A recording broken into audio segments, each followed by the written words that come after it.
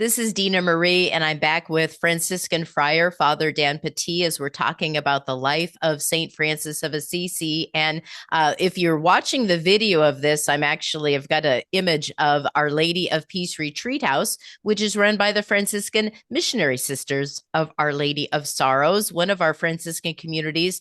Father Dan, we were talking a little bit about the life of St. Francis in our first conversation.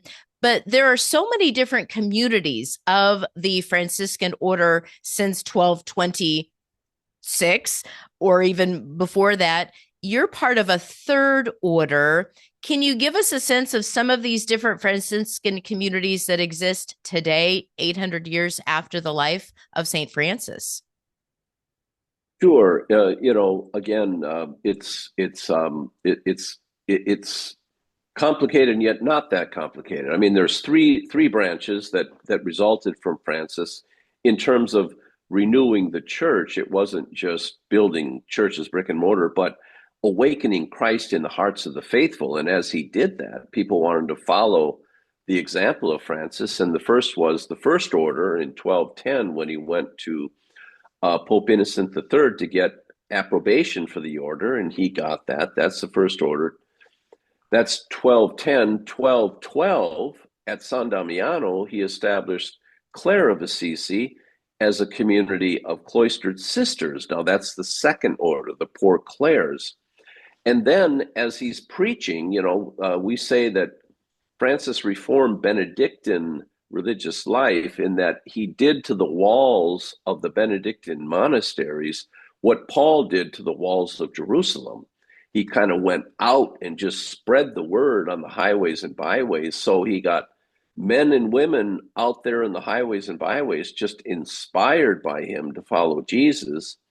And that became the basis for the Third Order, because some of those people out there in broader society, some of them were married people, some were single people, some were hermits, and some were reclusae. They were women that were bricked up in cathedrals, and like Julian of Norwich was a reclusae.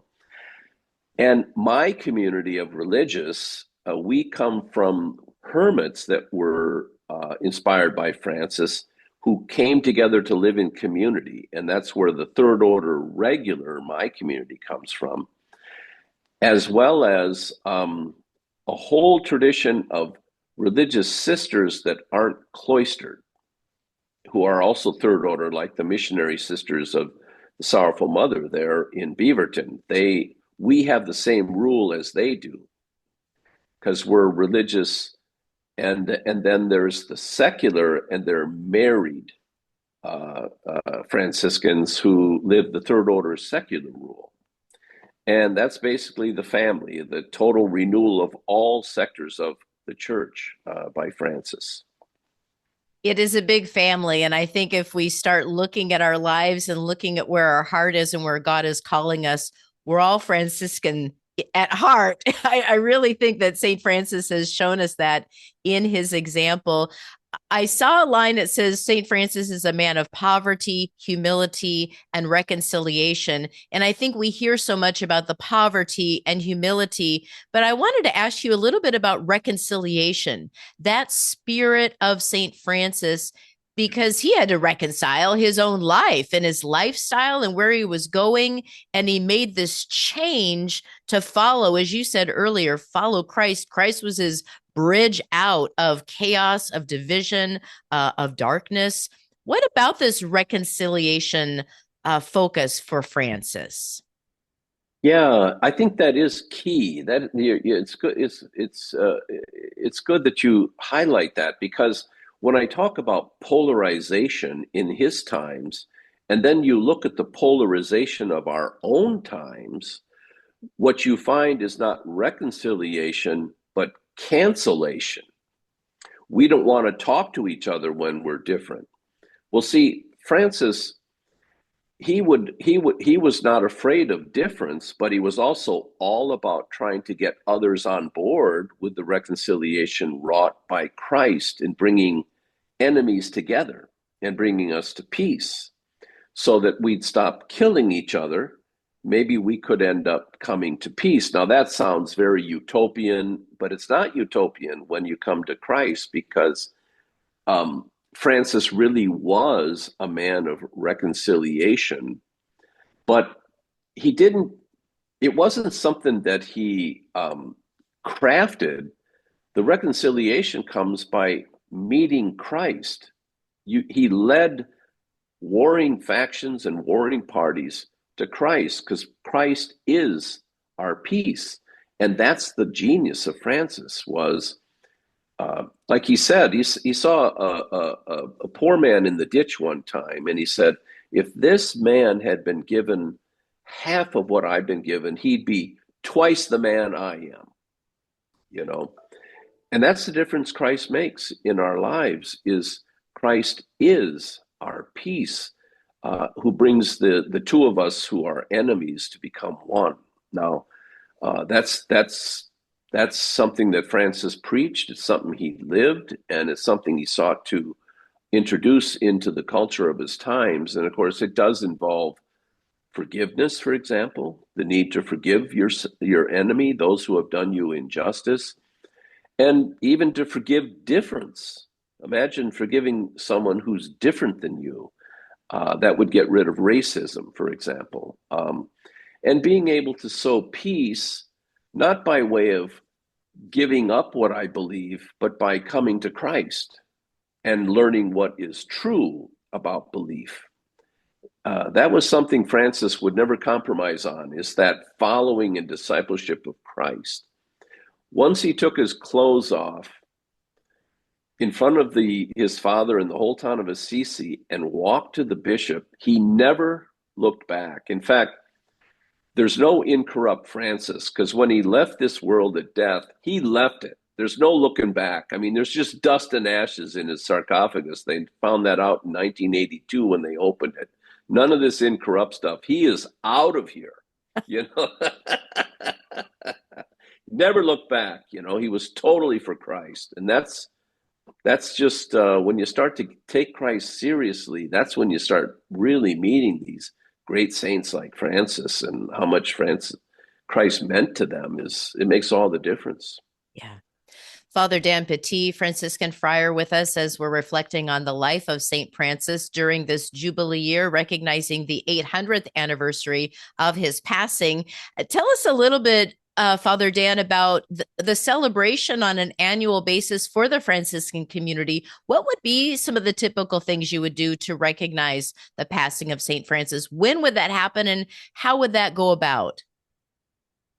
Well, as you know, the one of the great ones, like you mentioned, the passing of Francis. We, on October 3rd, the evening, have a Franciscan ritual which we call the Transitus, which means the passing over. It's of Francis from this world to the Father, and it's when he was laid out outside of the Porziuncola, which is in Italy, and he had them take all his clothes off and lay him on the ground naked, which kind of this naked theme, you know, it's like we are poor before Christ, what we are before God, that we are, and nothing more.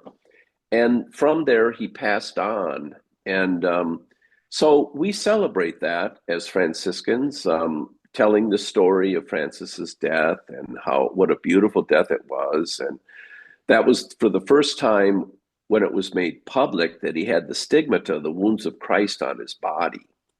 Because as he laid there dead, friars, they say nearly 3,000 friars walked by and saw the actual wounds still on his body. And it was a real time of like just incredible realization of what a great saint that they had there. And his canonization came only 2 years later. Wow.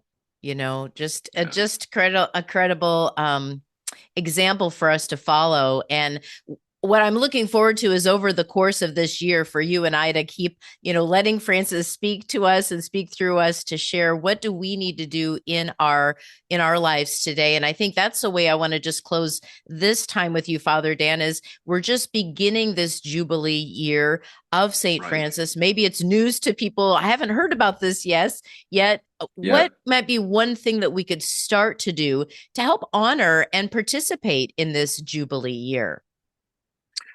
Well, Francis, it has a legacy. He definitely has a legacy that can be summarized simply as this: the cross, the crib, and the Eucharist.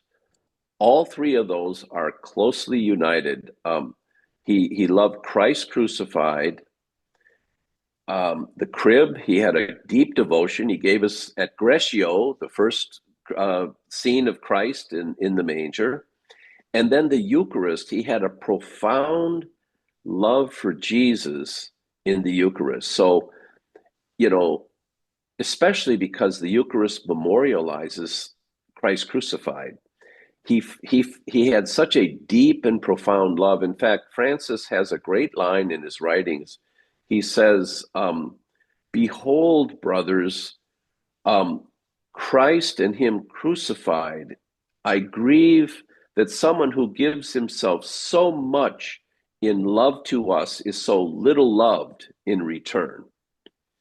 That summarizes Francis. He just kept mightily attempting to love Christ more and more. And I think for all of us, we could begin by coming before Christ in the Eucharist and getting to know our Lord there. Yeah. Well, absolutely. And I think that's one of the ways, like we learned in the Jubilee year, is, making a pilgrimage. And it doesn't have to be to Assisi. It could be, but it could be to a Franciscan community. In Oregon, we've got the Franciscan Missionary Sisters. You can come to Our Lady of Peace retreat for some prayer, opportunity, of course, to go to confession, opportunity to receive the Holy Eucharist and to pray for the Holy Father and to be able to receive that plenary indulgence as well. But really, it's seeking Christ. Where do I get closer? Picking up a book on St. Francis, a good one, and being able to really hear the words of Jesus Christ. And I think the most important thing, what Francis did, meditate on the scriptures.